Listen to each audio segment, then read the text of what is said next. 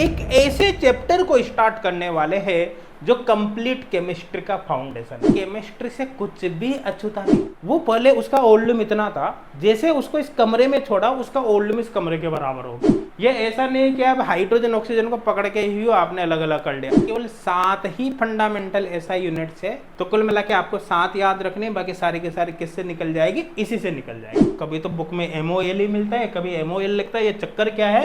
लेकिन फिजिकल के न्यूमेरिकल तो होते ही नहीं। तो यकीन मानिए केमिस्ट्री नाम की चिड़िया का डर आपकी जिंदगी से परमानेंट खत्म हो जाएगा। इस चैप्टर का नाम है some basic concept of chemistry.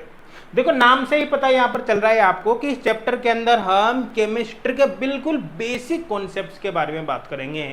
अब देखो आपको नाम से पता चलेगा कि बेसिक कॉन्सेप्ट यहाँ पर पढ़ने वाले हैं। आपका दिमाग में भी साथ के साथ ही चल रहा होगा, अरे भैया बेसिक ही तो है, हाँ वो तो हमको आते हैं, छोटी क्लासों में भी हमने पढ़ लिया, ठीक है। लेकिन मैं आपको गारंटी दे रहा हूं, जब ये चैप्टर पूरा होगा, मैं केवल आज के लेक्चर की बात नहीं कर रहा, जब ये चैप्टर पूरा होगा तो आपको पता चलेगा कि आपके कॉन्सेप्ट बहुत स्ट्रांग हो चुके होंगे। आपने सोचा भी नहीं होगा उस तरह से हम इंटरेस्टिंग वे में इसको अपन पढ़ने वाले हैं। और कई सारी आपकी जो प्रॉब्लम है ना, जो हमेशा से प्रॉब्लम बनी हुई है ना, जैसे कि आपसे न्यूमेरिकल भैया सॉल्व नहीं होते, न्यूमेरिकल सॉल्व करते समय या तो आपका बहुत सारा टाइम कंज्यूम हो जाता है या फिर आप गलती कर देते हैं, है ना।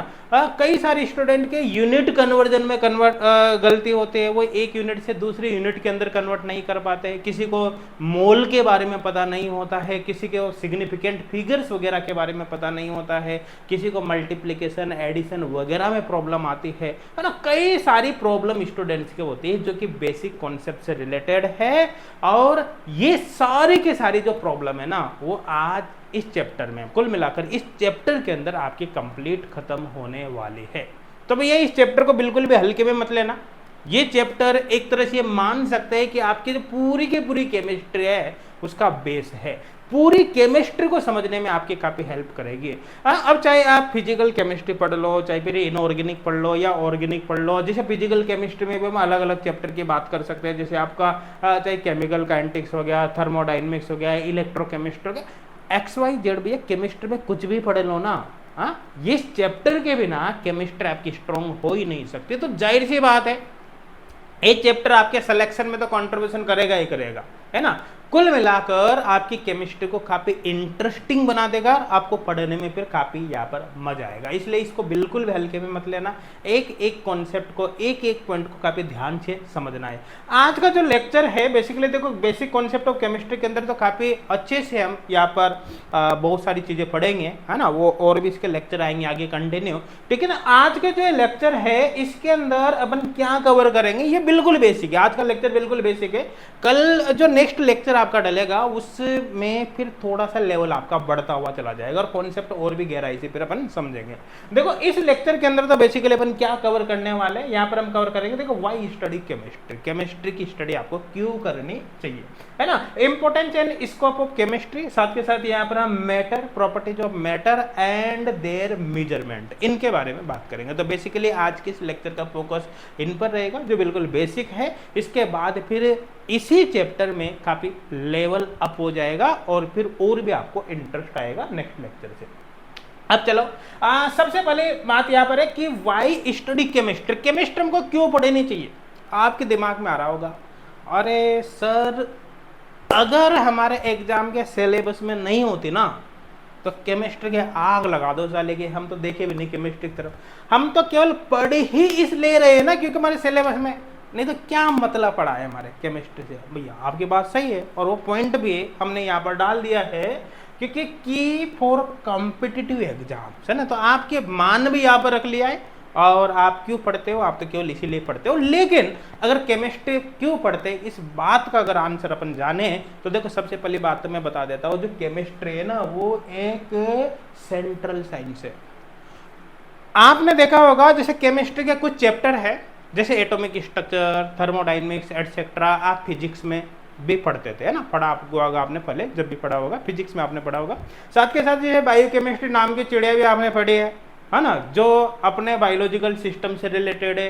तो एक तो भैया फिजिक्स इधर वाला कोना हो गया, एक है बायोलॉजी, इधर वाला कोना हो गया, और दोनों को पकड़ के बीच में बैठी आपकी केमिस्ट्री। तो कुल मिलाकर क्या सेंट्रल साइंस का काम करती है ना, बहुत सारे कॉन्सेप्ट को समझने में ये हेल्प करती है, इसलिए अपन इसको पढ़ते हैं। साथ के साथ ही यहाँ पर क्या explain matter changes and energy. देखो ध्यान देना कि इस यूनिवर्स के अंदर बहुत कुछ चेंजेज हो रहा है ना, कई तरह की केमिकल रिएक्शंस वगैरह है, मैटर में परिवर्तन होता है, एनर्जी में परिवर्तन होता है, उनकी स्टडी भी अपन केमिस्ट्री की हेल्प से करते हैं। केमिस्ट्री के थ्रू, इसके कॉन्सेप्ट के थ्रू कई सारी चीजों को एक्सप्लेन किया जा सकता है, इसलिए इसको पढ़ना जरूरी है। ये क्या है, देखो foundation of medicine, agriculture and industries, ठीक है ना। देखो केमिस्ट्री से भैया कुछ भी अछूता नहीं है, आप आगे पीछे ऊपर नीचे जहां देख लो आपको केमिस्ट्री ही दिखाई देगी, मैं आगे इसको आपको बताऊंगा, ठीक है ना। तो कुल मिलाकर केमिस्ट्री से कुछ भी अछूता यहाँ पर नहीं है। अब यहाँ पर अपन बात करते हैं, देखो importance and scope of chemistry. मैं आपको बता रहा हूँ ना, ये लेक्चर बिल्कुल बेसिक है, एक फाउंडेशन है, न्यू है ना। नेक्स्ट लेक्चर से फिर अपना लेवल अप होता जाएगा और आपको इंटरेस्ट भी यहाँ पर आएगा। आई थिंक क्लियर हो गया। अब देखो यहाँ पर अगर मैं इंपॉर्टेंस ऑफ केमिस्ट्री की बात करूँ तो सबसे पहले यहाँ पर हो गया भैया इंपॉर्टेंस इन डेली लाइफ, ठीक है। देखो मैंने आपको अभी कुछ ही देर पहले बताया है कि केमिस्ट्री से कुछ भी अछूता नहीं है। आप ऊपर नीचे दाएं बाएं आगे पीछे कहीं पर भी देख लो, सब जगह आपको केमिस्ट्री दिखाई देगी। एग्जाम्पल के तौर पर यहाँ पर आप देख सकते हो कि फूड है ना। अब देखो फूड के अंदर अपन आपको पता है कि प्रिजर्वेटिव्स वगैरह, फ्लेवर्स वगैरह डाले होते हैं, जैसे नमक है, NaCl है, NaCl भी एक प्रिजर्वेटिव्स का तरह ही काम करता है। आई थिंक क्लियर हो गया होगा, समझ में है ना। खाने पीने की बहुत सारी चीजें जिनमें केमिकल्स वगैरह का अपन यूज में लेते हैं। साथ के साथ आप यहाँ पर क्लोथ्स की बात कर सकते हो, जैसे क्लोथ्स में जो रंग वगैरह होता है, जैसे डाइज होती है, डिटर्जेंट होते हैं, साथ के साथ सोप, टेक्सटाइल वगैरह, ये सब क्या है, केमिकल्स है ना। केमिस्ट्री का डायरेक्ट और इनडायरेक्ट यहाँ पर इन्वॉल्वमेंट है ना। अपन यहाँ पर शेल्टर्स की बात कर सकते हैं, है ना। अब जैसे घर वगैरह आप बनाते हैं वो तो उसमें जो सीमेंट्स काम में आ रहा है, पेंट्स वगैरह वहाँ पर जो यूज में लेते हैं, ग्लास वगैरह सजावट के लिए जो आप काम में लेते हैं, ये सब क्या है, कहीं ना कहीं ये केमिस्ट्री से लिंक्ड है ना। और इसी के अंदर इनकी अपन स्टडी भी करते हैं। फ्यूल की बात कर सकते हैं, है ना। फ्यूल आप डेली लाइफ में यूज में लेते हो, पेट्रोल लेते हो, LPG गैस लेते हो, CNG लेते हो, बायोगैस वगैरह यूज में लेते हो। मेडिसिन की बात कर सकते हो, देखो जितने भी मेडिसिन है वो कहाँ से है, वो सबके सब केमिस्ट्री है, समझ में आ रहा है ना। तो अब चाहे वो एंटीबायोटिक्स हो सकते हैं, कोई वैक्सीन हो सकती है, कुछ भी हो सकता है ना। साथ के साथ ही यहाँ पर अपन बात कर सकते हैं एग्रीकल्चर में जो है पेस्टिसाइड्स होते हैं, फर्टिलाइजर्स वगैरह होते हैं। कुल मिलाकर हर जगह केमिस्ट्री ही है, समझ में आ रहा है ना। आपको अच्छी खेती करने के लिए, खेती की उर्वरक क्षमता बढ़ाने के लिए आपको भैया फर्टिलाइजर बनाना है, किसके कॉन्सेप्ट काम में लोगे आप, केमिस्ट्री के कॉन्सेप्ट काम में लोगे। समझ में आ रहा है नहीं आ रहा है ना। आपको जो कुछ भी करना है, आपको कोई नया कलर बनाना है, डिस्कवरी करनी है, न्यू कलर की सिंथेसिस करनी है, किसका कॉन्सेप्ट काम में लोगे भैया, केमिस्ट्री का कॉन्सेप्ट काम में लोगे। तो कुल मिलाकर इससे आप बच नहीं सकते। अब इंडस्ट्रियल इंपोर्टेंस के बारे में यहाँ पर बात कर सकते हैं। इंडस्ट्रियल इंपोर्टेंस में फर्टिलाइजर जिनकी बात अपन ने करी, जैसे यूरिया है, NPK है ना, नाइट्रोजन, फॉस्फोरस, यहाँ पर पोटेशियम, ठीक है ना। अब क्रॉप यील्ड, ये क्या करते हैं, इनसे जो पैदावार है खेती, वो अनाज की उपज एक तरह से बढ़ जाती है। तो कुल मिलाकर जैसे सपोज करो कि आपको कोई नया फर्टिलाइजर डिस्कवर करना है या बनाना है, उसकी लैब के अंदर सिंथेसिस करनी है, वो कॉन्सेप्ट आप कहाँ से लाओगे, वो कॉन्सेप्ट आपके केमिस्ट्री का ही रहने वाला है, समझ में ना। पॉलीमर्स, कई तरह के पॉलीमर्स हो सकते हैं। यहाँ पर देखो ये तो कुछ लिमिटेड एग्जाम्पल लिखे, एग्जाम्पल कितने भी हो सकते हैं, अपन को केवल एक समझना है कि केमिस्ट्री का आखिरकार इंपॉर्टेंस क्या है। जैसे PVC हो गया, पॉलीविनाइल क्लोराइड, नाइलॉन हो गया, टेफ्लॉन हो गया, और भी कई तरह के यहाँ पर पॉलीमर के एग्जाम्पल हो सकते हैं। एलॉयज हो सकते हैं, जैसे स्टील, ब्रास, ब्रॉन्ज वगैरह, समझ में आ रहा है ना। पेट्रोकेमिकल, सीमेंट, पेपर वगैरह। तो इंडस्ट्रियल लेवल पे भी केमिस्ट्री का काफी ज्यादा इंपॉर्टेंस है, समझ में आ रहा है नहीं आ रहा। साथ के साथ यहाँ पर अपन बात कर सकते हैं कि हेल्थ एंड मेडिसिन के अंदर केमिस्ट्री का क्या रोल है, समझ में आ रहा है ना। तो देखो ड्रग्स है, जैसे एस्पायरिन हो गया, पैरासीटामोल, इंसुलिन वगैरह। अब यूं समझ लो आप, मार्केट के अंदर एक नई तरह की बीमारी आ गई साहब, है ना। अब वो बीमारी आ गए, उसका इलाज खोजना है, तो भैया उसके लिए किसी न किसी मेडिसिन की सिंथेसिस करनी पड़ेगी, या ड्रग डिजाइन करना पड़ेगा, या हो सकता है उसके लिए किसी वैक्सीन का फॉर्मेशन करना पड़ेगा।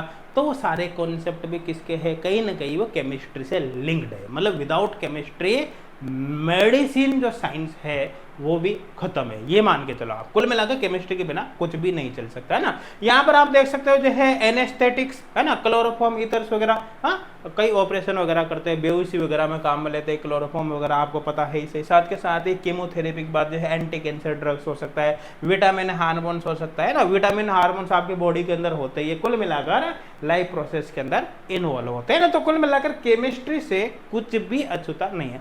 इन्वायरमेंटल रोल की बात कर सकते हैं, देखो ध्यान देना, आपको पता है कि प्रेजेंट टाइम पे कितना पॉल्यूशन होता जा रहा है ना, कई तरह की इंडस्ट्री से कंटिन्यू इन्वायरमेंट के अंदर धुआं छोड़ते जा रहे हैं ना, हाँ, जो मोटर व्हीकल वगैरह वो भी इन्वायरमेंट में धुआं छोड़ते जा रहे हैं ना, कई तरह का कचरा जो है हम इन्वायरमेंट के अंदर छोड़ते जा रहे हैं, तो इससे क्या हो रहा है, पॉल्यूशन होता जा रहा है ना। अब इस पॉल्यूशन को करने में भी केमिस्ट्री का काफी रोल है भैया। कोई भी मोटर व्हीकल कुछ छोड़ रहा है धुआं, तो कहीं ना कहीं वो जो पॉल्यूटेंट है उसकी स्टडी भी आप केमिस्ट्री में कर रहे हो, लेकिन इसको कम करने का जिम्मा भी हम केमिस्ट्री पे ही डाल सकते हैं, मतलब केमिस्ट्री दोनों का काम कर सकते हैं। जैसे ग्रीन केमिस्ट्री का यहाँ पर अपन बात कर सकते हैं। अब ग्रीन केमिस्ट्री क्या है आप अच्छी तरह से जानते हो, है ना। देखो ग्रीन केमिस्ट्री प्रेजेंट टाइम की अगर बात करें तो काफी रिवोल्यूशनरी ब्रांच है किसकी, केमिस्ट्री की, समझ में आ रहा है ना। जैसे जब भी हम किसी प्रोडक्ट का फॉर्मेशन करते हैं लैब के अंदर, जैसे एक कंपाउंड ए हुआ, एक कंपाउंड बी हुआ, दोनों को मिलकर अपन ने तीसरा कंपाउंड सी बनाया, तो सी जो कंपाउंड बनता है वो इकल्ला नहीं बनता, उसके साथ कुछ ना कुछ बाई प्रोडक्ट और बन जाते हैं। वो बाई प्रोडक्ट जो बनते हैं वो पॉल्यूशन का कारण बन जाते हैं। साथ के साथ ही केमिकल्स काफी हजार्डस नेचर के होते हैं, हानिकारक होते हैं, उससे भी पॉल्यूशन हो सकता है। ऐसे केस में ग्रीन केमिस्ट्री का फिर अपने पास रोल आता है। ग्रीन केमिस्ट्री क्या करती है, ऐसी रिएक्शन की डिजाइन करने में हेल्प करती है जिनमें बाई प्रोडक्ट बने ही नहीं, मतलब जो बनाना है डायरेक्ट वो बने। जो आप रिएक्टेंट यूज में ले रहे हैं उनके हजार्डस नेचर बहुत ही कम हो, ताकि डायरेक्ट आपको मेन प्रोडक्ट बिना एनवायरनमेंट को अफेक्ट किए मिल जाए। तो ऐसा काम किसके अंदर किया जाता है, ग्रीन केमिस्ट्री के अंदर किया जाता है। तो यहाँ पर ये तो देखो, develops eco friendly and sustainable product, I think समझ में आ गया होगा, है ना। अब देखो ओजोन लेयर के बारे में आप जानते हो, ओजोन लेयर देखो अपने लिए कितनी ज्यादा इंपॉर्टेंट है या नहीं। ओजोन लेयर जो सूर्य से हानिकारक अल्ट्रावायलेट रे जाती है उसको अर्थ तक आने से रोकती है। तो ऐसे केस में क्या होगा, अगर मान लो ओजोन लेयर नहीं हो तो क्या आप और मैं जीवित रह सकते हैं, क्या इस धरती पर जीवन संभव है? जीवन संभव ही नहीं है अगर ओजोन लेयर नहीं है। तो ऐसे केस में क्या होगा, देखो जो ओजोन लेयर है उसका प्रोटेक्शन करने का जिम्मा भी हम किस पे डाल सकते हैं, केमिस्ट्री पे डाल सकते हैं। कैसे कि जैसे ओजोन लेयर के जो डिप्लेशन है उसका जो मेन कारण है ओजोन लेयर के सही होने का क्लोरोफ्लोरोकार्बन वगैरह है। अब अगर हम ग्रीन केमिस्ट्री की हेल्प से कुछ ऐसे प्रोडक्ट या ऐसी रिएक्शंस करवाने लग जाए जिससे क्या है कि क्लोरोफ्लोरोकार्बन का उत्सर्जन कम हो जाए या फिर हजार्डस केमिकल का उत्सर्जन कम हो जाए, तो ऐसे केस में क्या होगा, ओजोन लेयर का डिप्लेशन ऑटोमेटिक कम हो जाएगा और वो प्रोटेक्ट होने लगेगी। तो कुल मिला के ये काम भी केमिस्ट्री से कर सकते हैं। वाटर ट्रीटमेंट का जो जितना भी प्रोसेस है, हाँ, वो पूरा केमिस्ट्री के कॉन्सेप्ट पर बेस्ड है। साथ के साथ रिन्यूएबल एनर्जी, चाहे फिर वो H2 फ्यूल सेल हो सकती है, इलेक्ट्रोकेमिस्ट्री वगैरह में आपने पढ़ा ही होगा, नहीं पढ़ा हो तो आगे पढ़ ही लोगे, कोई दिक्कत है ही नहीं। बायोफ्यूल्स वगैरह हो सकता है, सोलर हो सकता है, विंड्स एनर्जी के बारे में यहाँ पर बात कर सकते हैं। तो ये पूरे के पूरे ग्रीन केमिस्ट्री से कहीं ना कहीं लिंक है। यहाँ पर इन्वायरमेंटल रोल को बता रहा है केमिस्ट्री के। आई थिंक क्लियर हो गया होगा, है ना। तो कुल मिलाकर केमिस्ट्री से कुछ भी भैया अछूता नहीं है। अब स्कोप ऑफ केमिस्ट्री के बारे में बात कर सकते हैं। देखो स्कोप का मतलब है कि केमिस्ट्री एक छोटी मोटी ब्रांच नहीं है। ऐसा नहीं कि यार केमिस्ट्री के अंदर क्या है भैया, छोटी सी चीजें 2-5 चीजें अपन को पढ़ने। Chemistry is the wide branch of science, science के बहुत ही बड़ी ब्रांच है ना, काफी लंबी चौड़ी। मान लो ऑर्गेनिक केमिस्ट्री के अंदर जितने भी अपन कार्बनिक कंपाउंड है उनकी बात कर लेते हैं, ड्रग्स की, पॉलीमर्स वगैरह की बात कर लेते हैं, है ना, ड्रग सिंथेसिस वगैरह सब कुछ आ गया इसके अंदर, ठीक है। इनऑर्गेनिक केमिस्ट्री के अंदर हम मेटल्स की बात, साल्ट की बात, मिनरल्स की बात, कोऑर्डिनेशन, कंपाउंड की रिएक्शन वगैरह दुनिया भर की यहाँ पर बातें कर लेते हैं। साथ के साथ फिजिकल केमिस्ट्री में कई डिफरेंट टाइप के लॉज की हम बात कर लेते हैं, जो लॉ हो गया, थर्मोडायनेमिक्स, केमिकल क्वांटिटी, इलेक्ट्रोकेमिस्ट्री वगैरह, है ना, तो यहाँ पर बात कर लेते हैं। एनालिटिकल केमिस्ट्री केमिस्ट्री अपने आप में काफी ब्रॉड ब्रांच है, जिसके अंदर टाइट्रेशन, क्रोमेटोग्राफी वगैरह, डिफरेंट एनालिटिकल मेथड्स वगैरह के बारे में यहाँ पर बात कर लेते हैं। साथ के साथ बायोकेमिस्ट्री की बात करते हैं, हाँ, दो जिसके अंदर यहाँ पर डीएनए, आरएनए, एंजाइम, हार्मोन्स वगैरह सबके बारे में यहाँ पर बात हो जाती है। साथ के साथ ही इंडस्ट्रियल लेवल पर भी अगर अपन को किसी केमिकल का लार्ज प्रोडक्शन करना है तो हमको केमिस्ट्री की ही हेल्प लेनी होती है। तो कुल मिलाकर केमिस्ट्री को छोटा मोटा मत समझना, लगभग जितनी भी केमिकल इंडस्ट्रीज है सब के अंदर केमिस्ट्री के कॉन्सेप्ट है। विदाउट केमिस्ट्री सारी इंडस्ट्री फेल हो जाएगी। समझ में आ गया होगा मेरे हिसाब से, है ना। तो केमिस्ट्री अपने आप में काफी ब्रॉड है। तो ये तो आपको समझ में आ गया कि केमिस्ट्री का आखिरकार क्या इंपॉर्टेंस है। अब यहाँ पर अपन बात करते हैं मैटर, है ना, properties of matter and there measurement. समझ में आ गया ना। तो देखो ध्यान देना, अब एक्चुअली यहां से अपनी थोड़ा सा ये जो बेसिक कॉन्सेप्ट ऑफ केमिस्ट्री है ये यहां से स्टार्ट होता है। आई थिंक समझ में आ गया, ठीक है ना। अब यहां पर अपन बात करते हैं सबसे पहले तो what is matter. Matter actually है क्या, देखो समझना भैया, एक सिंपल जी बात है, ठीक है। Anything that has mass and occupy volume.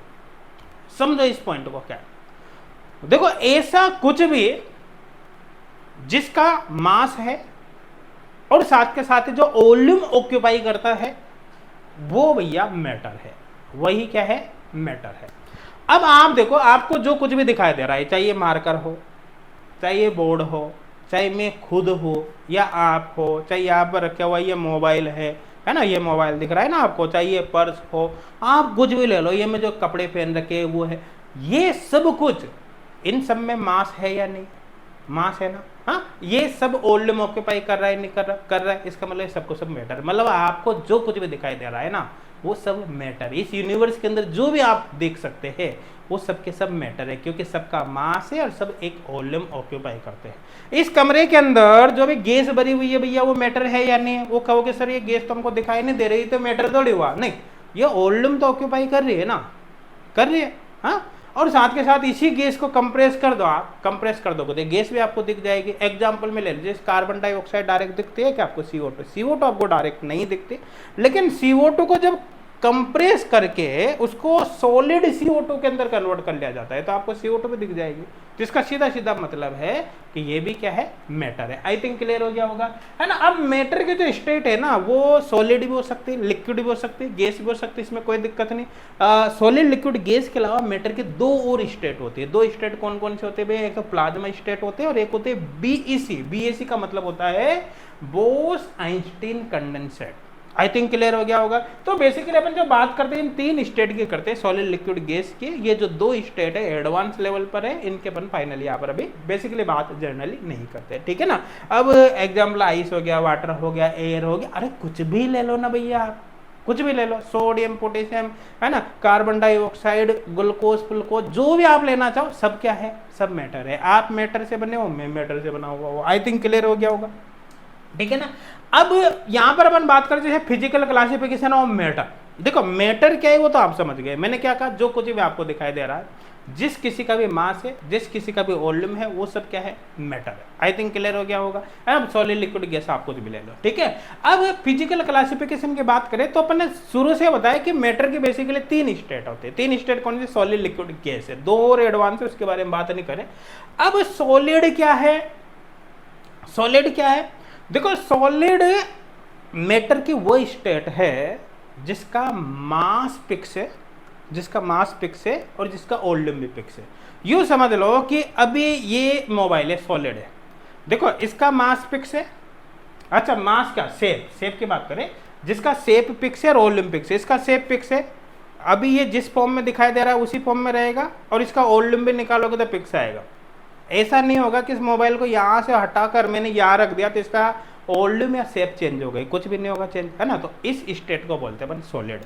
हाँ, तो कुल मिलाकर सॉलिड का मतलब समझ में आ गया। अब लिक्विड की बात करें तो लिक्विड के केस में थोड़ा सा अलग है। देखो लिक्विड के केस में वॉल्यूम तो फिक्स रहता है लेकिन शेप चेंज हो जाती है। इसको समझने के लिए मैं आपको थोड़ा सा यहाँ पर बताता हूँ। जैसे इस बोतल के अंदर यहाँ पर अभी देख सकते हैं, इस बोतल के अंदर यहाँ पर लिक्विड भरा हुआ है ना, है ना। अब आप देखो इस, मान लो कि जो लिक्विड है ये 100 ml, आप मान लो थोड़ी देर के लिए ठीक है। अब इस लिक्विड को यहाँ से आप किसी बोतल में ले लो, जब भी इसका वॉल्यूम 100 ही रहेगा, चेंज थोड़ी होगा कि चेंज करके देख लेना, है ना। तो इसका वॉल्यूम चेंज नहीं होगा, 100 ml ही रहेगा। लेकिन अगर आपने इसको किसी दूसरे बीकर के अंदर ले ले, इस तरह के बीकर में, तो इसका जो शेप है ना वो चेंज हो जाएगा। अब इसकी शेप इस तरह से बनी हुई है ना। अगर आपने इसमें लंबे ट्यूब के अंदर ले ली तो इसकी शेप लंबी हो जाएगी, चपटी में ले ली तो चपटी हो जाएगी। तो कुल मिलाकर इसकी शेप कंटेनर की शेप के अकॉर्डिंग चेंज हो जाती है, लेकिन वॉल्यूम क्या रहेगा, सेम रहेगा। मेरे हिसाब से समझ में आ गया होगा, कोई डाउट आपके नहीं होगा। तो लिक्विड जो है उनका क्या होता है, उनका फिक्स वॉल्यूम होता है, लेकिन जो शेप है ना वो फिक्स नहीं होती, वो कंटेनर की शेप गेन कर लेते हैं। अब गैस की बात करें, देखो समझने की कोशिश करना। आपने एक छोटी सी, मान के चलो ये बोतल अपन इत्र की बोतल मान लेते हैं, इत्र आप जानते हैं, ठीक है ना। ये हमने इत्र की बोतल मान ली, इसके अंदर इत्र भरी हुई है, ठीक है। अब बोतल के अंदर अभी इत्र भरी हुई है, इतना सा बोतल है, उसमें इत्र भरी हुई है। अपन उसका ढक्कन खोला, खोल के इसमें थोड़ा सा स्प्रे कर दे इस कमरे के अंदर, थोड़ी सी देर में वो इत्र इस पूरे कमरे को ऑक्यूपाई कर लेगी और इस कमरे के हर कॉर्नर तक, हर जगह तक उस इत्र की स्मेल आने लगेगी। समझ में आ रहा है। इसका मतलब क्या हुआ कि पहले जो इत्र केवल इस बोतल में रखा हुआ था, अब इस बोतल से पूरे कमरे के अंदर फैल गया। तो कुल मिलाकर देखो, वो इतना सा जो इत्र था ना, इतना सा भी नहीं, इससे भी कम, है ना। वो पहले उसका वॉल्यूम इतना था, जैसे उसको इस कमरे में छोड़ा, उसका वॉल्यूम इस कमरे के बराबर हो गया, है ना।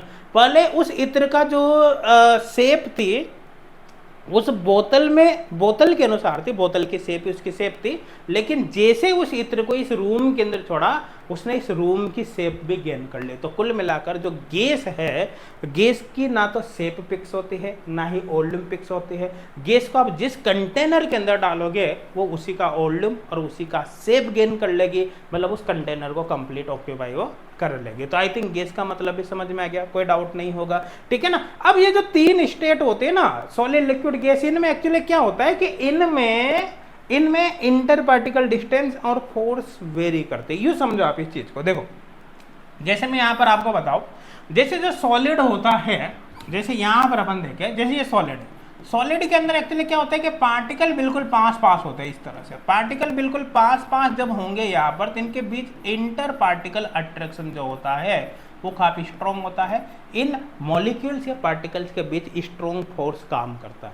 लेकिन जब अपन बात करते हैं लिक्विड की, ये लिक्विड के अंदर पार्टिकल्स थोड़े से दूर होते हैं, है ना, पार्टिकल्स थोड़े से दूर होते हैं इस तरह से। जब ये पार्टिकल थोड़े से दूर होते हैं तो ऐसे केस में क्या ये हिल डुल सकते हैं। तो कुल मिलाकर क्या होता है कि यहाँ पर डिस्टेंस की वजह से थोड़ा सा इंटर पार्टिकल फोर्सेज वीक हो जाते हैं, इनमें डिस्टेंस बढ़ जाती है। और जब अपन गैस की बात करते हैं तो गैस के अंदर ये पार्टिकल कहाँ पे दूर होते हैं, गैस के अंदर ये जो पार्टिकल्स होते हैं ये बहुत ही ज़्यादा दूर होते हैं इस तरह से। इनके बीच जो इंटर मॉलिक्यूलर फोर्सेज है वो और भी कम हो जाता है, समझ में आ रहा है ना। और यहाँ पर बीच बीच में काफ़ी सारा स्पेस होता है, तो इस कंडीशन में गैस काफ़ी तेजी से रैंडमली गैस के मॉलिक्यूल इधर उधर गति कर सकते हैं।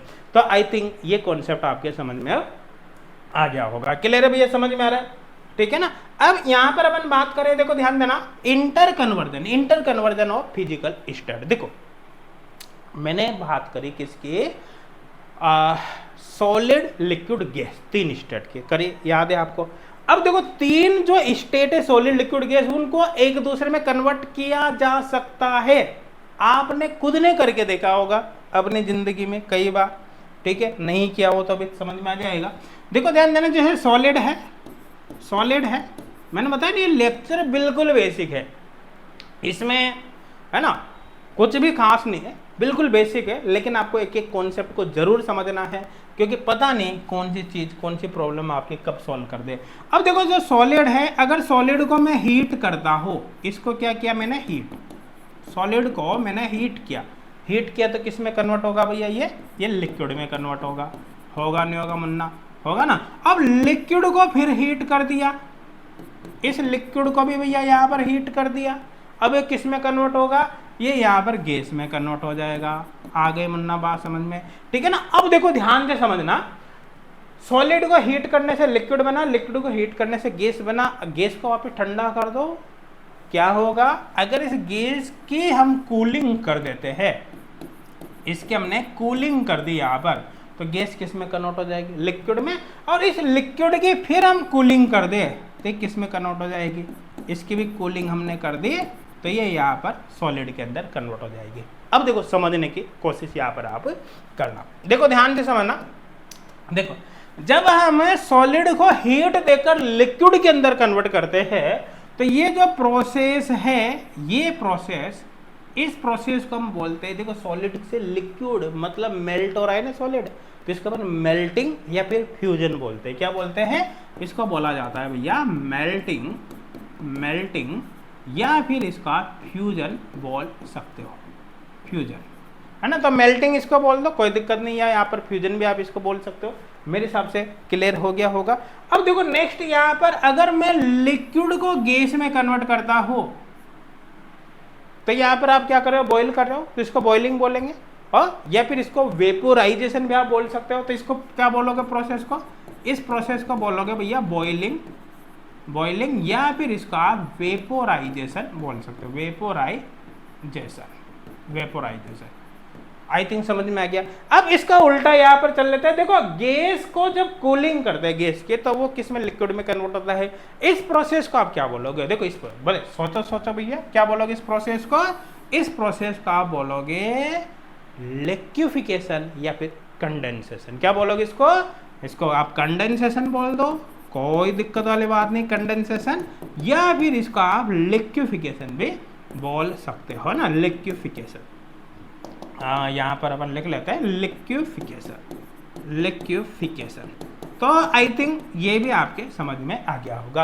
अब देखो ध्यान देना, अगर मुझे लिक्विड को ठंडा करना है, इसको भी और ज्यादा मैं ठंडा कर दूंगा तो किस में कन्वर्ट हो जाएगा, सॉलिड में कन्वर्ट हो जाएगा।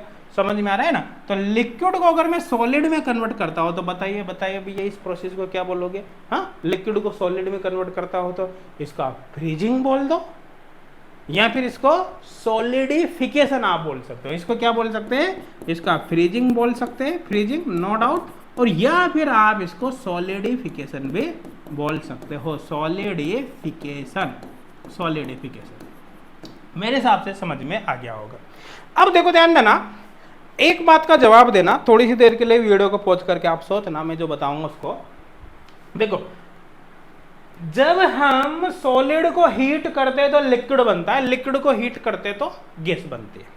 हाँ, क्या हमेशा ऐसा होता है, क्या सॉलिड को हीट करने पर वो हमेशा लिक्विड में ही कन्वर्ट होगा, या फिर ऐसा भी हो सकता है कि वो डायरेक्ट गैस में कन्वर्ट हो जाए।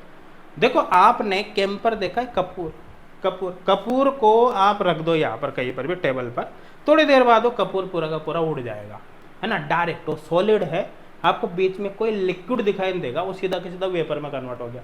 आयोडीन, आयोडीन के अंदर भी भैया सेम कॉन्सेप्ट काम करता है। समझ में आ रहा है। तो ये क्या हो रहा है, ये लिक्विड में कन्वर्ट ही नहीं हो रहे। इन्होंने क्या किया, यहां पर हुआ क्या कि सीधा सॉलिड गैस में कन्वर्ट हो गया भैया, है गजब बात। समझ में आ रहा है ना, सीधा सॉलिड हीट गेन कर गया, गैस में कन्वर्ट हो गया, और इस प्रोसेस को बोलते हैं सब्लिमेशन, है ना। तो यहाँ पर हीट दी, किस में कन्वर्ट हो गया, सीधा गैस में। प्रोसेस को अपन क्या बोलेंगे, सब्लिमेशन बोलेंगे, सब्लिमेशन, सब्लिमेशन। अच्छा, अब यहाँ पर जो सब्लिमेट हुआ है, जैसे अपना आयोडीन ले ले, यहाँ पर कैंपर वगैरह हो सकता है, समझ में आ रहा है ना। तो ये सीधा सॉलिड से गैस में कन्वर्ट हो गया। तो ठंडा करोगे तो ऐसा नहीं कि अगर इसको अपने ठंडा कर दिया तो ये गैस से लिक्विड में आएगा, ना बाबा ना। अगर इसको अपने ठंडा कर दिया तो गैस से सीधा आएगा भी सॉलिड में। समझ में आ रहा है ना। यहां से इसको अपने ठंडा किया और ये सीधा किस में कन्वर्ट होगा, सॉलिड में। और इस प्रोसेस को अपन बोलेंगे डिपोजिशन। समझ में आ रहा है, इसको क्या बोलेंगे, डिपोजिशन। यहाँ पर आप बोल सकते हो डिपोजिशन। आई थिंक समझ में आ गया। इस प्रोसेस के लिए एग्जाम्पल यहाँ पर अपन ले सकते हैं, एग्जाम्पल यहाँ पर ले सकते हैं। जैसे एग्जाम्पल इस तरह का काम कौन करते हैं भैया, आप भी कर सकते हो। देखो यहाँ पर कौन करता है इसका तरह का, जैसे आयोडीन यहाँ पर ले सकते हैं, आयोडीन, है ना। यहाँ पर आप कैम्फर ले सकते हो, कैम्फर, है ना, एटसेट्रा एटसेट्रा।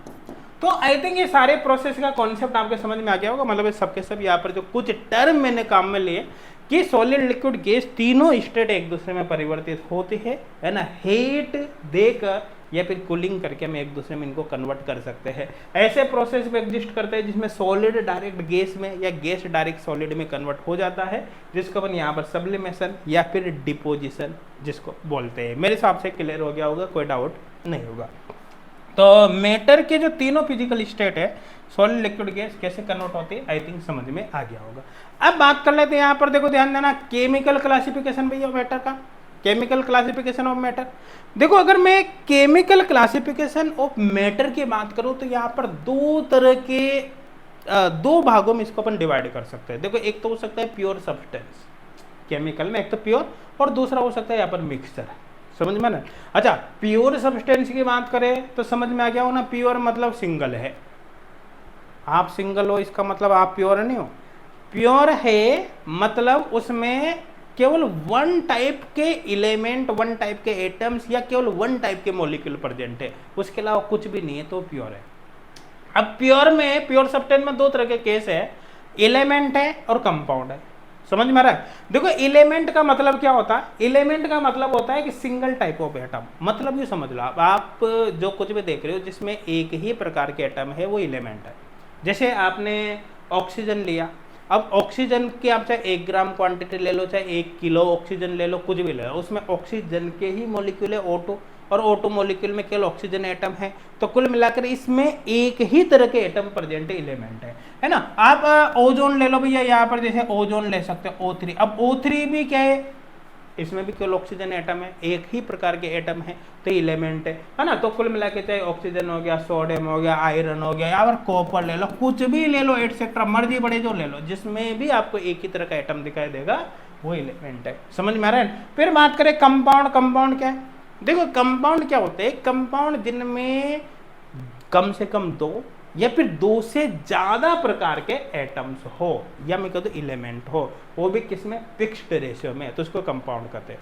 जैसे यहाँ पर समझने की कोशिश करना, अपने वाटर का एग्जांपल यहाँ पर ले रखा है। वाटर के अंदर देखो ध्यान देना, कितने तरह के एटम है, 2 तरह के एटम है, हाइड्रोजन ऑक्सीजन है, इनका रेशियो फिक्स होता है। ऐसा थोड़ी कि बार वाटर समुद्र से आपने वाटर निकाला थोड़ा सा तो उसमें H2O फॉर्मूला होता है, नदी के पानी से निकाला तो वहाँ पर H3O आ जाता है, और कहाँ से निकालोगे, आपने नल से निकालो तो मान लो वहाँ पर H4O5 ऐसे कुछ आ जाता है, ऐसा थोड़ी होता है। वाटर आप कहीं से भी ले लो, वाटर का फॉर्मूला हमेशा क्या रहेगा, हमेशा H2O ही रहेगा। तो कुल मिला के कंपाउंड में जो मॉलिक्यूल्स होते हैं उन मॉलिक्यूल्स में एटम्स का एक फिक्स रेशियो होता है। जैसे यहाँ पर 2 हाइड्रोजन 1 ऑक्सीजन है, CO2 के अंदर देखो कार्बन एंड ऑक्सीजन है, तो यहाँ पर रेशियो फिक्स है, 1 कार्बन 2 ऑक्सीजन एटम है। और भी आप एग्जाम्पल ले सकते हैं, जैसे मान लो मैंने ग्लूकोज ले लिया, C6H12O6 है, तो यहाँ पर देखो कार्बन ऑक्सीजन और हाइड्रोजन का जो रेशियो होगा वो फिक्स होगा, समझ में आ रहा है नहीं आ रहा। हाँ, आप कुछ भी ले सकते हो, जैसे आपने मान लो कि अमोनिया ले लिया, NH3, नाइट्रोजन हाइड्रोजन एटम का रेशियो फिक्स होगा। तो कुल मिलाकर कंपाउंड में क्या होता है, एक से ज्यादा तरह के एटम्स प्रेजेंट होते हैं और उनके मॉलिक्यूल में इनका रेशियो क्या होता है, फिक्स होता है। आई थिंक समझ में आ गया होगा, है ना। अब यहाँ पर एक तरह से और समझने की कोशिश करना, देखो ध्यान देना, जैसे आप जो घर के अंदर वाटर पीते हो, पानी पीते हो ना, पीते हो नहीं पीते हो। अब बताइए वो पानी जो आप पीते हो, वाटर पीते हो, प्योर है या इम्प्योर है ना। आप कहोगे नहीं प्योर है, प्योर नहीं है, उस वाटर के अंदर कई प्रकार के अदर केमिकल्स भी या एलिमेंट भी प्रेजेंट होते हैं, तो कुल मिला के प्योर नहीं है, वो एक तरह से मिक्सचर होता है, समझ में आ रहा है ना। वो वाटर क्या होता है, मिक्सचर होता है ना। अब आप यहाँ पर देख सकते हो जो डिस्टिल वाटर होता है, लैब के अंदर काम में लेते हैं, डिस्टिल वाटर प्योर है नहीं है भैया, डिस्टिल वाटर एकदम प्योर है, उसमें केवल H2O का ही मॉलिक्यूल है, डिस्टिल वाटर के अंदर H2O के अलावा और कुछ भी नहीं होता, इसका मतलब प्योर है। अच्छा, आप RO वगैरह से जो पानी लेते हो, हाँ, वो पानी आपने तो फिल्टर कर लिया, साफ कर लिया, वो पानी प्योर है इम्प्योर है, नहीं भैया, वो वाटर भी प्योर नहीं है, वो भी इम्प्योर है। क्यों होता है, क्योंकि RO वगैरह का जो पानी होता है उसमें मिनरल्स होता है, वो मिनरल वाटर होता है, ना कि डिस्टिल वाटर। तो ध्यान देना, डिस्टिल वाटर प्योर है जबकि मिनरल वाटर प्योर नहीं है। मिनरल तो अपने जीवन के लिए आवश्यक है, पानी में मिनरल होना जरूरी है। हाँ, आप डिस्टिल वाटर थोड़ी पी सकते हो डायरेक्ट। आई थिंक क्लियर हो गया होगा, मेरे हिसाब से कोई डाउट नहीं होगा। अब बात करते हैं यहाँ पर किसकी भैया, अपन बात करते हैं मिक्सचर की। देखो मिक्सचर की बात करें तो 2 तरह के मिक्सचर यहाँ पर हो सकते हैं। 2 तरह के मिक्सचर कौन कौन से, देखो एक तो हो सकता है होमोजीनियस मिक्सचर, है ना, होमोजीनियस मिक्सचर। देखो होमोजीनियस मिक्सचर मतलब यूनिफॉर्म है, है ना। एग्जाम्पल यहाँ पर ले लिया अपने जैसे शुगर सॉल्यूशन, इसको मैं ऐसे समझाऊँ आपको। हाँ, जैसे ये मान लो आपने एक बीकर लिया, ये कप ले लिया भैया आपने, ये कप है ना, इस कप के अंदर आपने पानी भर लिया ना, समझ में आ रहा है। उस पानी में थोड़ी सी आपने शुगर डाल दी, शक्कर डाल दी और उसको अच्छी तरह से घोल लिया, समझ में आ गया। अब आपने उस शुगर सॉल्यूशन में से थोड़ी सी क्वांटिटी इसमें ऊपर से ली और टेस्ट करी, आपने टेस्ट नोट किया, फिर थोड़ी सी क्वांटिटी आपने बिल्कुल अंदर सिरिंज के थ्रू नीचे से निकाली इस कप में से और उसको टेस्ट किया। क्या दोनों के टेस्ट में कोई डिफरेंस आएगा? बिल्कुल भी नहीं आएगा ना, दोनों का टेस्ट बिल्कुल क्या होगा, सेम होगा। इसका सीधा सीधा मतलब क्या हुआ, इसका सीधा सीधा मतलब है कि ये जो मिक्सचर होगा वो एक समान है। इस पूरे वाटर के अंदर, इस पूरे सॉल्यूशन में शुगर एक समान रूप से घुली हुई है। ऐसा नहीं होगा कि नीचे शुगर ज्यादा है ऊपर कम है, ऐसा बिल्कुल भी नहीं होगा। तो इस तरह का जो सॉल्यूशन होता है उसी को अपन बोलते हैं, क्या बोलते हैं भैया उसको अपन बोलते हैं homogeneous solution, homogeneous mixture. I think clear हो गया होगा। तो चाहे शुगर सॉल्यूशन है, चाहे NaCl है ना, या ग्लूकोज को आप पानी के अंदर घोल लो, या फिर गैसेस का जो बेसिकली मिक्सचर होता है नॉर्मल, जो जिन गैसेस का सेम मॉलिक्यूलर मास होता है उनका, वो सब के सब होमोजीनियस मिक्सचर के कैटेगरी में आते हैं, है ना। अब एक होता है यहाँ पर हेट्रोजीनियस, ये हेट्रोजीनियस मिक्सचर। देखो हेट्रोजीनियस मिक्सचर में क्या होता है, नॉन यूनिफॉर्म होता है। नॉन यूनिफॉर्म मतलब जैसे सैंड हो गया या साल्ट हो गया, यूँ समझ लो आप। आपके घरों में दाल होती है ना, जैसे एक मसूर की दाल ले लो, एक चने की दाल ले लो, दोनों को आप कितना भी अच्छी तरह से मिक्स कर लो, क्या वो यूनिफॉर्म डिस्ट्रीब्यूट हो सकती है? कभी भी नहीं होगी ना। किसी कोने पर आपको मसूर की दाल ज़्यादा मिल जाएगी, किसी कोने पर चने की दाल ज़्यादा मिल जाएगी। तो मिक्सचर है लेकिन वो एक समान नहीं, यूनिफॉर्म नहीं है, मतलब वो हेट्रोजेनस है ना। आपने कोई भी मिट्टी को पानी के अंदर घोल दिया, आप कितना भी अच्छी तरह से घोल लो, मिट्टी नीचे आपको ज़्यादा मिलेगी, ऊपर पानी ज़्यादा मिलेगा, इसका मतलब यूनिफॉर्म कभी भी नहीं बनेगा, वो हेट्रोजीनियस होगा, है ना। आई थिंक समझ में आपके आ गया होगा ना। तो दोनों तरह के मिक्सचर का मतलब मेरे हिसाब से समझ में आ गया होगा। एक बात हमेशा ध्यान रखना कि जो यहाँ पर अपन कंपाउंड लेते हैं ना, यहाँ पर जैसे कंपाउंड में देखो हाइड्रोजन ऑक्सीजन है, इन हाइड्रोजन ऑक्सीजन के बीच डायरेक्ट केमिकल बॉन्डिंग है। ये ऐसा नहीं कि आप हाइड्रोजन ऑक्सीजन को पकड़ के ही आपने अलग अलग कर लिया, लेकिन यहाँ पर जो मिक्सचर आप बनते हैं ना, इन मिक्सचर में कोई केमिकल बॉन्डिंग नहीं है ना। आपने पानी के अंदर शुगर डाल दी तो पानी और शुगर के अंदर कोई केमिकल बॉन्डिंग नहीं हो रही, वो केवल डिजोल्व हो रही है। आप उस पानी को वेपराइज कर दो, वो पूरी की पूरी शुगर वहाँ पर आपको बीकर में मिल जाएगी और पानी पानी निकल जाएगा, है ना। आपने नमक को पानी के अंदर घोल लिया, होमोजेनियस सॉल्यूशन बन गया, वहाँ पर कोई केमिकल बॉन्डिंग नहीं है, आप उसको वेपराइज कर दो, पानी निकल जाएगा, नमक वहाँ पर दिख जाएगा। आई थिंक समझ में आ गया होगा ना। तो इन कॉन्सेप्ट को आपको थोड़ा सा यहाँ पर ध्यान रखना है। अब एक टर्म आती है एलोट्रोप। देखो एलोट्रोप बहुत डिटेल में नहीं पढ़ रहे हैं, लेकिन एलोट्रोप क्या है उसको यहाँ पर अपन देख लेते हैं। देखो समझने की कोशिश करना। जैसे यहाँ पर देखो, आप देखो two or more chemically similar but physically different form of element. देखो क्या लिखा है, एलिमेंट की डिफरेंट फॉर्म है जो केमिकली समान है लेकिन फिजिकली अलग अलग है, उनको बोलते हैं एलोट्रोप। यूँ समझो आप इसमें। जैसे यहाँ पर एग्जांपल ले अपन एलोट्रोप्स ऑफ कार्बन लिया अपन ने, क्या लिया भैया, allotropes of carbon, allotropes of carbon. अब देखो कार्बन के एलोट्रोप बचपन से आप पढ़ते आ रहे होंगे। हाँ, क्या होता है, जैसे डायमंड होता है नहीं होता, डायमंड है ना। और क्या होता है भैया, हाँ डायमंड यहाँ पर मैं लिख देता हूँ। देखो डायमंड यहाँ पर हो गया, और क्या हो गया भैया, ग्रेफाइट हो गया, आप जानते हो अच्छी तरह से ग्रेफाइट। ग्रेफाइट यहाँ पर हमने ले लिया। और क्या हो सकता है, ये फुलेरिन हो सकती है ना। यहाँ पर हमने ले लिया फुलेरिन, है ना, बकमिनिस्टर फुलर, आप जानते हो ना फुलेरिन। हाँ, और भी इसके एलोट्रोप्स होते हैं। तो ये क्या है कि अब डायमंड ले लो, ग्रेफाइट ले लो, फुलेरिन ले लो, कुछ भी ले लो, ये प्योर कार्बन के बने हुए हैं। समझ में आ रहा है क्या बोला, ये प्योर कार्बन के बने हुए हैं, इनमें कार्बन के अलावा दूसरा एटम है ही नहीं। समझ में आ रहा है ना। लेकिन आपको पता है कि डायमंड बिल्कुल अलग है, काफी हार्ड होता है ना। और ग्रेफाइट सॉफ्ट नेचर का होता है, पेंसिल वगैरह में जो वो आती है अंदर की निब, आप जानते हैं वो ग्रेफाइट के बने होते हैं, है ना। फुलेरिन की नेचर अलग है, फुलेरिन का तो मॉलिक्यूलर फॉर्मूला ही रहता है। समझ में आ रहा है ना। तो कुल मिलाकर ये प्योर कार्बन है, प्योर कार्बन, इसमें कोई मिक्सचर नहीं है, ठीक है।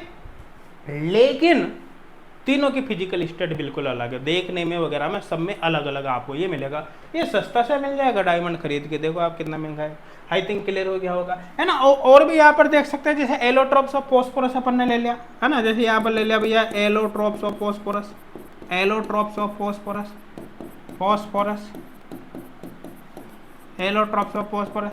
अब एलोट्रॉप्स ऑफ फॉस्फोरस में जैसे आपको पता है कि रेड, है ना, white, red white and black phosphorus यहाँ पर ले सकते हैं, है ना। Black phosphorus, black phosphorus, phosphorus. तो ये जो रेड वाइट और ब्लैक फॉस्फोरस ये क्या है, एलोट्रॉप है ना। तो कुल मिला के फॉस्फोरस के अलग अलग यहाँ पर एलोट्रोपिक फॉर्म है। इसी तरह से सल्फर के हो सकते हैं, है ना, जैसे मोनोक्लिनिक सल्फर हो सकता है, रोम्बिक सल्फर हो सकता है, आपको पता है ना। जैसे यहाँ पर अपन बात कर सकते हैं सल्फर के एलोट्रोप, है ना। सल्फर के कौन कौन से सल्फर, है ना, जैसे क्या कौन सा यहाँ पर रोम्बिक सल्फर होती है, रोम्बिक, रोम्बिक सल्फर यहाँ पर अपन ले सकते हैं, जैसे रोम्बिक सल्फर, रोम्बिक, है ना, सल्फर। और कौन सी होती है भैया, याद आ रहा है सबको, रोम्बिक सल्फर यहाँ पर हो सकते हैं, रोम्बिक सल्फर।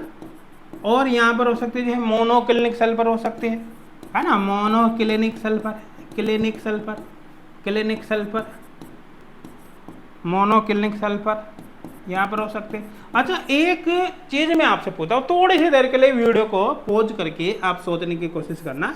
जैसे O2 एंड O3 को अपन देखें, ये एलोट्रोपिक फॉर्म है या नहीं। देखो O2 आप जानते हो अच्छी तरह से, O2 क्या होता है, O2 क्या होता है मुन्ना, O2 होता है ऑक्सीजन और O3 होता है ओजोन। ये एलोट्रोपिक फॉर्म हुई नहीं हुई ना। एलोट्रोप में अपन ने क्या बोला है कि two or more chemically similar but physically different form of element, मतलब एलिमेंट तो होना चाहिए। एलिमेंट कौन होगा, जिनमें एक टाइप के एटम है। तो देखो ऑक्सीजन में भी केवल वही एटम है, ओजोन में भी केवल वही एटम है, तो ये एलिमेंट हुआ नहीं हुआ। तो O2 भी एलिमेंट है, O3 भी एलिमेंट है, लेकिन फिजिकल फॉर्म अलग अलग है। केमिकली ठीक है, दोनों में ऑक्सीजन है, लेकिन फिजिकली डिफरेंट है। तो कुल मिलाकर सीधा सीधा ये भी क्या हुआ, एलोट्रोप्स हुआ। तो आई थिंक एलोट्रोप्स क्या होते हैं, मेरे हिसाब से समझ में आपके आ गया होगा। देखो अब यहां पर अपन बात करते हैं properties of matter, properties of matter. देखो प्रॉपर्टीज ऑफ मैटर की बात करें तो दो तरह की प्रॉपर्टीज की बेसिकली यहां पर अपन बात करते हैं। देखो एक तो है फिजिकल प्रॉपर्टीज, दूसरे होते हैं केमिकल प्रॉपर्टी। अब देखो सबसे पहले तो आप समझने का प्रयास करना कि फिजिकल प्रॉपर्टीज आखिरकार क्या होते हैं। देखो समझना, कोई भी मैटर जिसकी ऐसी प्रॉपर्टी जिसको डिटरमाइन करने के लिए आपको किसी भी प्रकार के केमिकल चेंजेज की आवश्यकता नहीं है।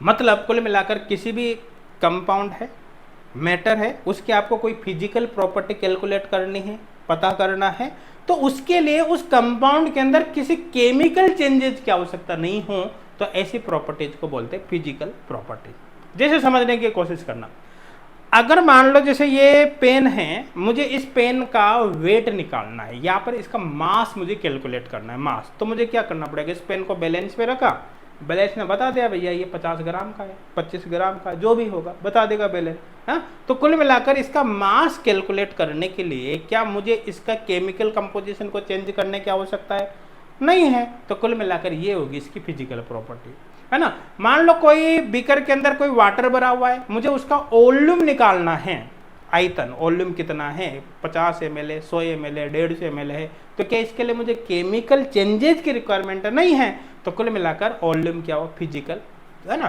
प्रॉपर्टी। तो कुल मिलाकर देखो ध्यान देना, मेजरेबल विदाउट चेंजिंग कंपोजिशन, ऐसी प्रॉपर्टी जिसको कैलकुलेट करने के लिए कंपोजिशन में, केमिकल कंपोजिशन में कोई चेंज ना करना पड़े। जैसे मास हो गया, वॉल्यूम हो गया, डेंसिटी, डेंसिटी आप निकाल सकते हो ना डायरेक्ट। देखो डेंसिटी क्या होती है, डेंसिटी मास अपॉन वॉल्यूम होती नहीं होती। तो आपने एक सब्सटेंस लिया, कंपाउंड लिया, उसका मास निकाला, उसका वॉल्यूम निकाला, डिवाइड किया यहाँ पर, उसकी डेंसिटी आ गई। समझ में आ रहा है। कलर, किसी कंपाउंड का कलर देखने के लिए क्या आपको केमिकल चेंजेज की आवश्यकता होगी, नहीं होगी। देख सकते हो आप भाई, रेड है, व्हाइट है, जो है, ठीक है ना, मेल्टिंग पॉइंट, बॉइलिंग पॉइंट, कोई केमिकल चेंजेज की आवश्यकता नहीं होती। तो कुल मिलाकर इस तरह की प्रॉपर्टीज क्या होती है, फिजिकल प्रॉपर्टीज। अब दूसरी जो प्रॉपर्टीज होती है वो होती है केमिकल प्रॉपर्टी। देखो अब समझना, केमिकल प्रॉपर्टीज ऐसी प्रॉपर्टीज होती है जिसको डिटरमाइन करने के लिए केमिकल चेंजेज की आवश्यकता होती है ना, या फिर कोई केमिकल रिएक्शन आपको करवानी पड़ेगी। जैसे मैं एक एग्जांपल दो, एक बीकर हमने लिया, उस बीकर के अंदर पानी भरा हुआ है, एक बीकर के अंदर पेट्रोल भरा हुआ है। अब आपको पता है कि पेट्रोल में आसानी से आग लग जाएगी, पानी में तो नहीं लगेगी, है ना। पेट्रोल ज्वलनशील है लेकिन पानी ज्वलनशील नहीं है। अब कुल मिलाकर आपको देखनी है इसकी फ्लेमेबिलिटी, है ना, कि भैया आसानी से कौन जलता है।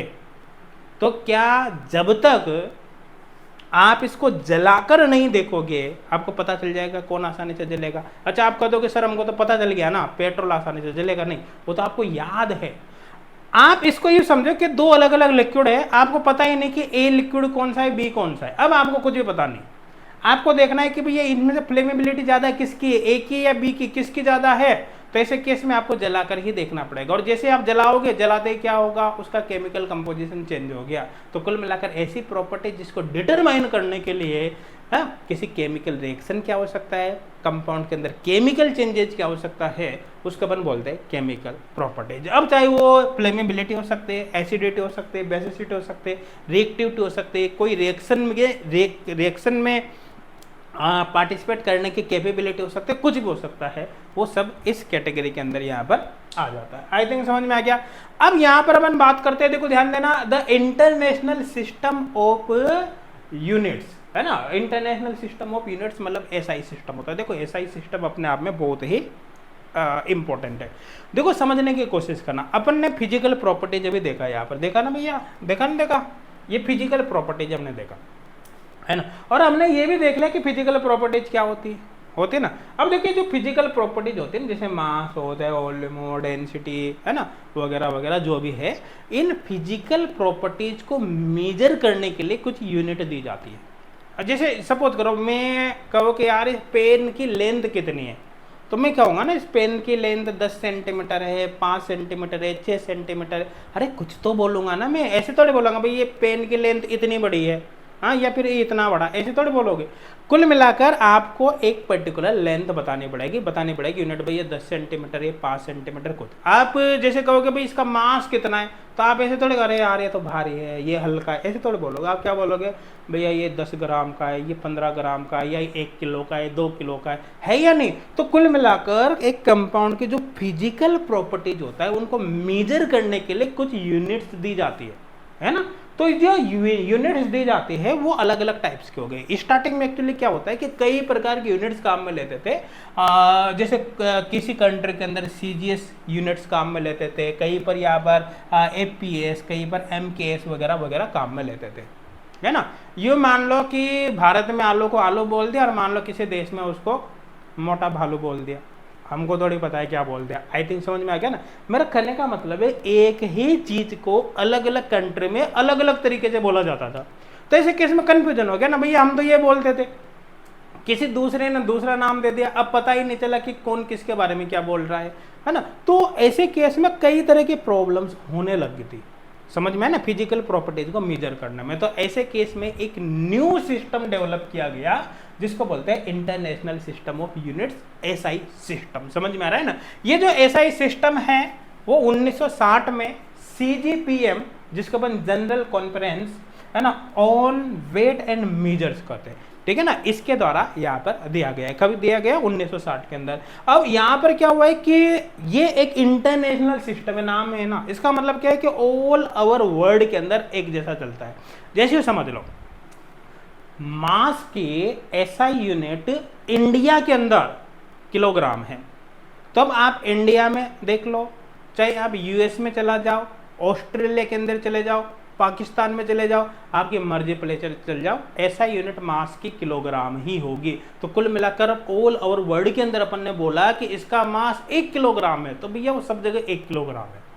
हो गया ना फिक्स, कंफ्यूजन खत्म हुआ नहीं हुआ, हो गया ना। तो कुल मिलाकर यहाँ पर provide a single standardize system for all physical measurement. समझ में आ रहा है ना। हाँ, अब यहाँ पर इससे क्या होगा, ensure यूनिफॉर्मिलिटी and accuracy in science and technology. अब सब जगह एक समानता आ गई, अब कोई कंफ्यूजन नहीं है। समझ में आ रहा है ना। अब ऐसा ही सिस्टम की अगर बात करें तो यहाँ पर बेसिकली 7 तरह की फंडामेंटल एसआई यूनिट्स है। कितने? 7 फंडामेंटल एसआई यूनिट है भैया, क्लियर है। तो ध्यान देना, समझना। अगर एसआई यूनिट सिस्टम की बात करें तो केवल 7 ही फंडामेंटल एसआई यूनिट्स है। इसके अलावा जितनी भी एसआई यूनिट्स बनती है वो सबके सब इनके थ्रू डेराइव की जाती है, मतलब वो डेराइव है। समझ में आ रहा है ना? तो कुल मिला के आपको 7 याद रखने, बाकी सारे के सारे किससे निकल जाएगी, इसी से निकल जाएगी। देखो समझने की कोशिश, 7 कौन कौन सी है इनको दिमाग में फिक्स कर लेना, आपके केमिस्ट्री समझने में काफी हेल्प करती है, बीच बीच में काम में आती रहती है। चाहे आप केमिस्ट्री का कोई सा भी चैप्टर पढ़ लो, सब जगह पर ये काम में आती है।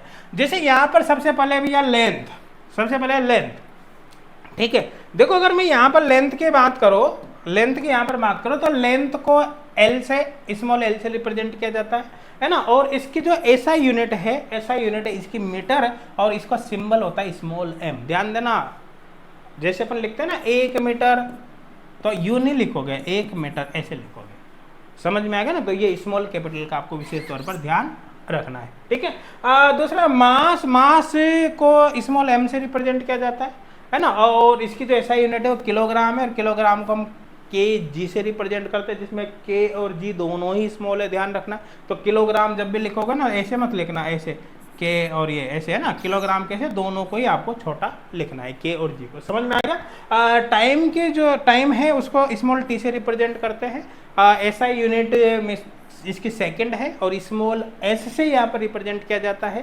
साथ के साथ अगर बात करें इलेक्ट्रिक करंट की तो कैपिटल आई से रिप्रेजेंट करते हैं। इसकी जो एसआई यूनिट है वो एम्पियर है, जिसको कैपिटल ए से रिप्रेजेंट किया जाता है ना। आगे बात करें अपन जो है टेम्परेचर, टेम्परेचर की जो टेम्परेचर है उसको कैपिटल टी से रिप्रेजेंट किया जाता है भैया। और इसके जो एसआई यूनिट है वो है केल्विन।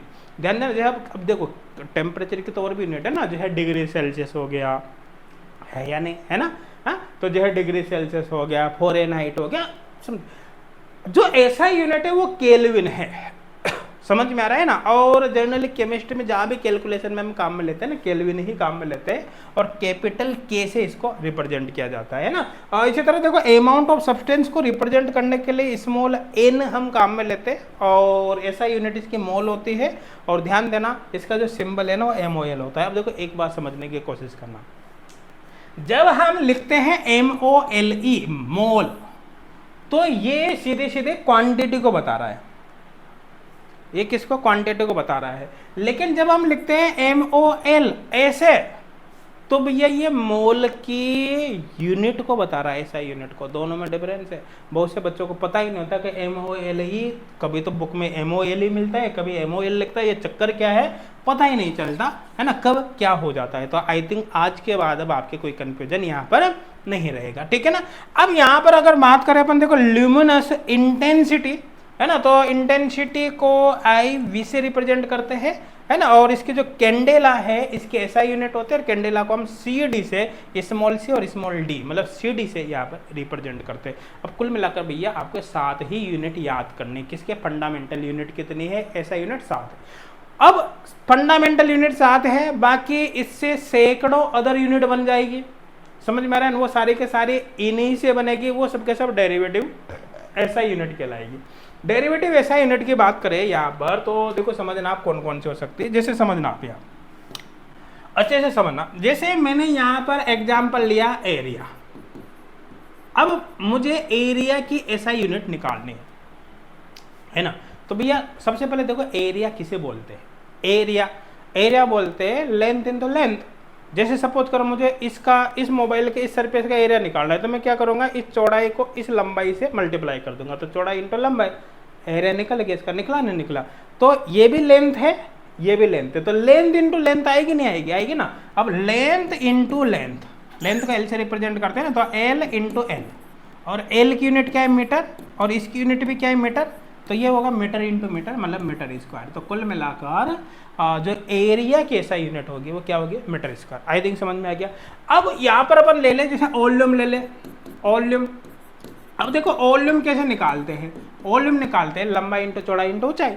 जैसे इस कमरे का निकालना है, लंबाई इंटू चौड़ाई इंटू ऊंचाई, इसका वॉल्यूम आ जाएगा अंदर का पूरा, आएगा नहीं आएगा। तो यहाँ पर length into length into length 3 बार हो गया ना, तो metre into metre into metre, मतलब यहाँ पर हो जाएगा मीटर क्यूब। अच्छा मीटर ही क्यों लिया, सेंटीमीटर क्यों नहीं लिया?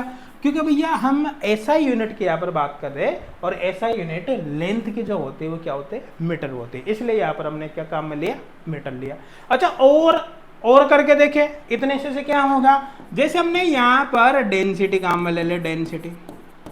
अब डेंसिटी कैसा यूनिट देखने है, तो डेंसिटी का फॉर्मूला क्या है भैया, मास बाई वॉल्यूम है ना, मास बाई वॉल्यूम है या नहीं है, वॉल्यूम।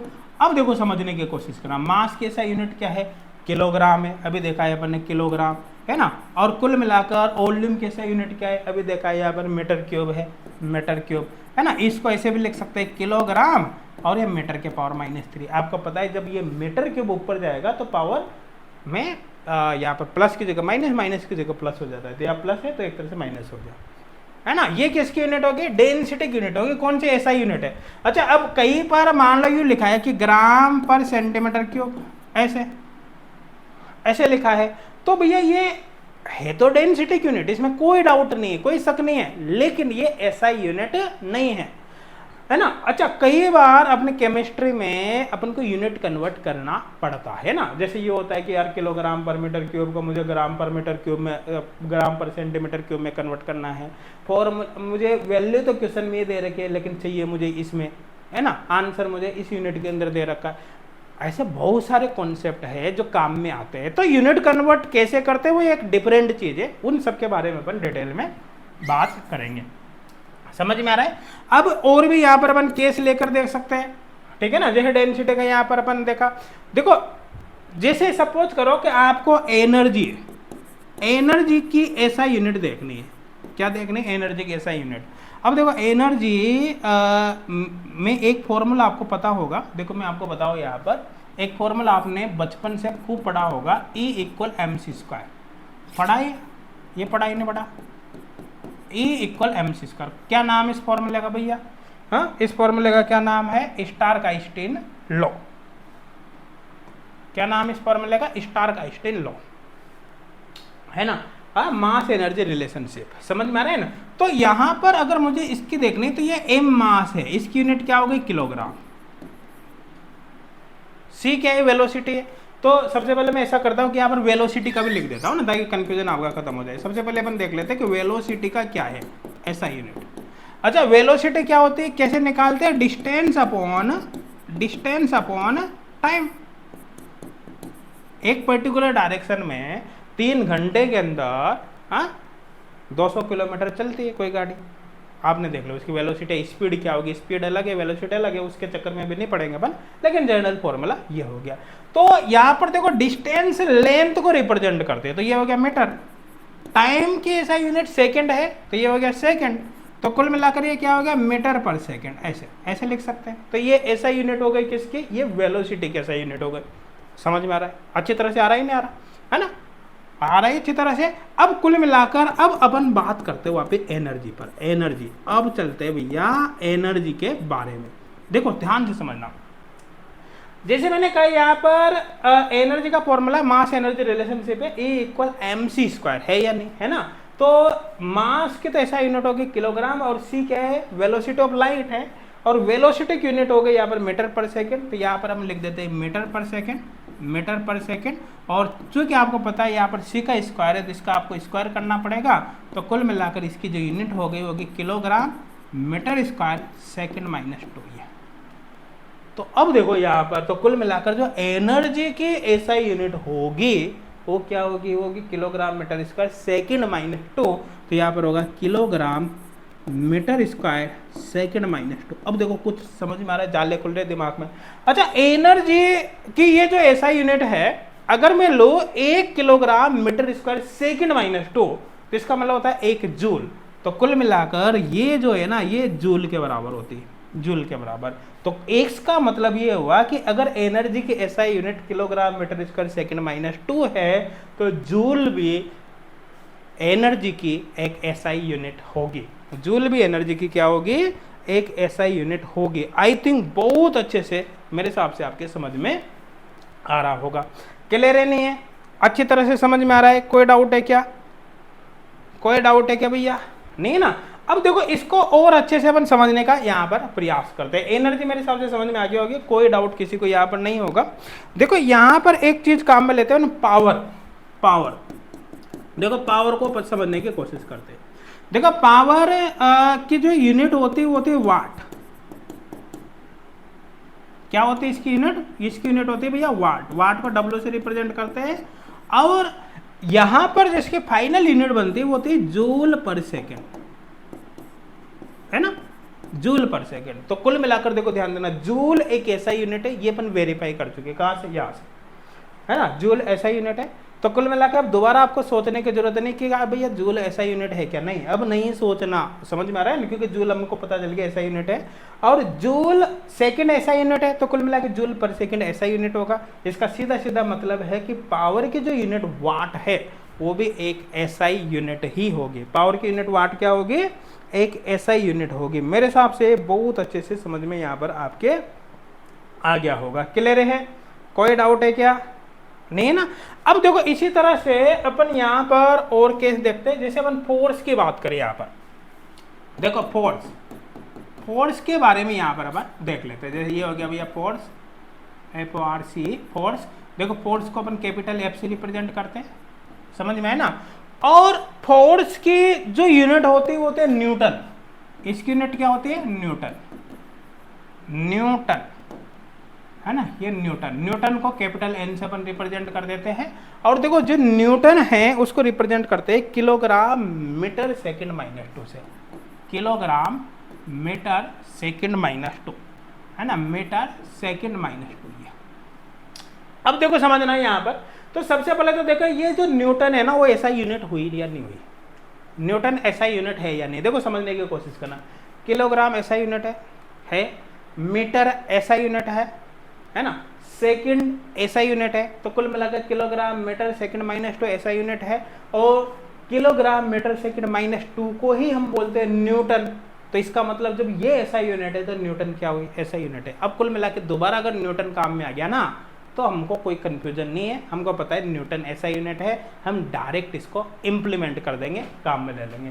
अच्छा यहाँ पर साथ के साथ ही बता देता हूँ मैं, जैसे यहाँ पर एक न्यूटन इक्वल होता है भैया 10⁵ डाइन, है ना। डाइन का मतलब चौड़ेल मत समझ लेना कोई, है ना। 10⁵ डाइन यहाँ पर होगा ये समझ में आ गया? हाँ, डाइन। तो यहाँ पर ध्यान देना, ये न्यूटन है, ये ऐसा यूनिट है, लेकिन ये ऐसा यूनिट नहीं है, नॉट ऐसा यूनिट, नॉट ऐसा यूनिट, है ना। तो डाइन ऐसा यूनिट नहीं है, न्यूटन ऐसा यूनिट है। आई थिंक मेरे हिसाब से समझ में यहाँ पर आ गया होगा, समझ में आ रहा है, ठीक है ना। अब देखो एक यहाँ पर होता है जो प्रेशर, प्रेशर, है ना। एग्जाम का जो प्रेशर पड़ता है ना, उस प्रेशर की बात नहीं कर रहा मैं, प्रेशर जो गैस वगैरह का प्रेशर होता है उसकी बात कर रहे। देखो प्रेशर किसे कहते हैं? क्या कोई मन में सोच के मुझे बता सकता है कि प्रेशर किसको कहते हैं? सोच लिया होगा ना, मन में सोच लिए। चलो देखो प्रेशर किसको कहते हैं समझना। जैसे ये एरिया है, ये यूनिट एरिया है, यूनिट एरिया, ठीक है ना। इसका मान लो जो एरिया है वो है 1 मीटर स्क्वायर। इस यूनिट एरिया पर कितना न्यूटन फोर्स हमने लगाया? जैसे मान लो इस पर 2 न्यूटन फोर्स लगा दिया, हाँ, तो कुल मिला के 2 न्यूटन फोर्स जो कि यूनिट एरिया पर लगेगा वो प्रेशर हो गया, समझ में आ रहा है ना। तो ये प्रेशर में कन्वर्ट हो गया। देखो समझने की कोशिश करना, यूनिट एरिया पर जो भी फोर्स इंप्लीमेंट किया जाएगा, चाहे वो 2 न्यूटन हो, आधा न्यूटन हो, 50 न्यूटन हो, उसी को हम बोलते हैं प्रेशर। तो प्रेशर का मतलब सीधा सीधा क्या हो गया? प्रेशर का मतलब हो गया force, force on unit area, unit area, है ना। यूनिट एरिया बोल दो या पर एरिया बोल दो, फोर्स पर एरिया, पर एरिया, इसको अपन बोलते हैं भैया प्रेशर, है ना। तो कुल मिलाकर इसका फॉर्मूला क्या हो गया? अगर मुझे प्रेशर कैलकुलेट करना है तो मैं क्या करूंगा? फोर्स बटा क्या कर दूंगा? एरिया। समझ में आ रहा है ना। इतना एरिया है, इस पर इतना न्यूटन फोर्स लगाया भैया, प्रेशर कैसे है? फोर्स बाई एरिया कर दो, प्रेशर आ जाएगा। ऐसा यूनिट इसकी बनानी है तो देखो फोर्स की ऐसा यूनिट न्यूटन है, एरिया कैसे ऐसा यूनिट मीटर स्क्वायर है, समझ में आ रहा है। तो कुल मिलाकर जो प्रेशर की ऐसा यूनिट यहाँ पर होगी वो क्या होगी, वो होगी newton metre minus 2, newton metre minus 2। ये प्रेशर की ऐसा यूनिट यहाँ पर हो जाएगी। आई थिंक समझ में आया नहीं आया, है ना। और इसी को अपन पास्कल बोलते हैं। तो कुल मिलाकर देखो ये जो प्रेशर है ना, इसकी यूनिट होगी यहाँ पर पास्कल।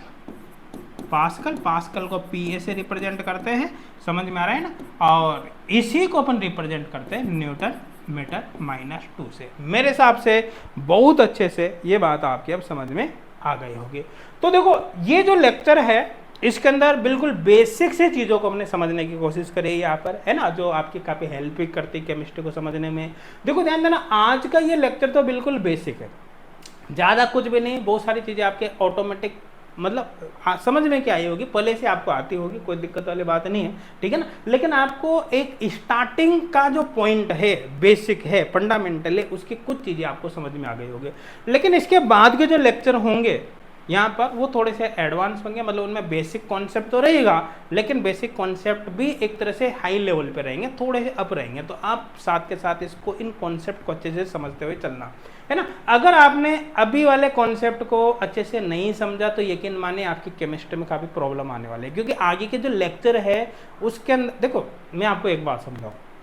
आपने बहुत से स्टूडेंट को कहता हुआ सुना होगा ना, और यार मेरे इनऑर्गेनिक केमिस्ट्री भी समझ में आ जाती है, हाँ ऑर्गेनिक में, लेकिन फिजिकल के न्यूमेरिकल तो होते ही नहीं है ना। फिजिकल के न्यूमेरिकल में सॉल्व करना 10 सॉल्व भी हो जाता है, लेकिन मुझे 10 मिनट लग गए, 5 मिनट लग गए, अब सॉल्व कर दिया, सब कुछ मुझे आता है, कॉन्सेप्ट पता है, मैंने फॉर्मूला रट लिया, सब कुछ कर लिया, लेकिन जब सॉल्व करने बैठता हो तो आंसर आता ही नहीं है। कैलकुलेशन में गलती हो जाती है, कभी मैं यूनिट कन्वर्ट नहीं कर पाता, हाँ कभी मैं राउंडिंग ऑफ करने में गलती कर देता हूँ, अरे यार जमाने भर के, कभी मैं सिंपल जोड़वा की गुणा भाग में मेरी गलती हो जाती है। अब मैं कर भी लेता हूँ लेकिन मेरी स्पीड बहुत कम है। कितने सारे समस्या स्टूडेंट के साथ होते हैं, और खासकर जो बायोलॉजी वाले स्टूडेंट होते हैं उनके साथ तो बहुत बड़ी समस्या होती है ना। मैथमेटिक्स वाले स्टूडेंट तो फिर भी कवर कर जाते हैं, लेकिन बायोलॉजी वाले स्टूडेंट के साथ तो भैया बहुत बहुत बड़ी समस्या है। ये सारी जो समस्याओं का समाधान आपको मिलेगा ना, वो इसी चैप्टर के अंदर मिलेगा, बेसिक कॉन्सेप्ट ऑफ केमिस्ट्री। मैं बता रहा हूँ, अगर आपने चैप्टर ढंग से कर लिया, इसके कॉन्सेप्ट सारे अच्छे से कर लिए, जो आने वाले लेक्चर के अंदर अपन कवर करने वाले हैं, तो यकीन मानिए केमिस्ट्री नाम की चिड़िया का डर आपकी जिंदगी से परमानेंट खत्म हो जाएगा। हर चैप्टर आपको इतना इजी लगेगा, आपको मजा आएगा, इंटरेस्ट आएगा, हर तरह के क्वेश्चंस को आप विद कॉन्सेप्ट क्लियरिटी के साथ काफी अच्छे से सोल्व कर पाओगे ना। तो चलो इसके बाद मिलते हैं अपन नेक्स्ट लेक्चर के अंदर।